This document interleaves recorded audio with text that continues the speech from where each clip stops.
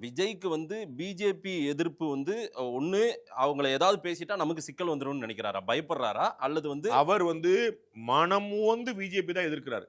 அரசியலுக்காக தான் வந்து அவர் ரொம்ப தெளிவான திமுக வார்த்தை எதிர்ப்பை விட கொஞ்சம் இருக்குதா? அப்படி பயங்கரமா இருக்கு. அவருக்கு வந்து ரொம்ப தெளிவான வார்த்தையை யாரோ பயன்படுத்தியிருக்காங்க. ரொம்ப கரெக்ட்டான காயினேஜ். அரசியல் எதிரி அப்படின்னு என்னன்னா, இந்த மாப்பிள நானும் நீ எல்லாம் ஒண்ணுதான். நமக்குள்ள ஒண்ணும் பிளவு கிடையாது.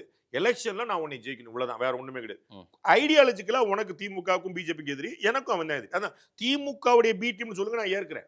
நான் உங்களுக்கு மாத்தி யாரு? கேட்கிறேன். யாரு? விஜய் ஆமா, திமுகவின் பி ஆமா. டீமா? திமுகவுடைய நீங்க சொல்லுங்க. நீங்க ஏங்க பார்த்த வரைக்கும் படிச்சது. 31 நிமிஷத்துல நீங்க நீங்க 15 நிமிஷம் திமுகவ திட்டிட்டு இருக்காரு ஆமாங்க. சார். அதிமுக தானே திட்டுது.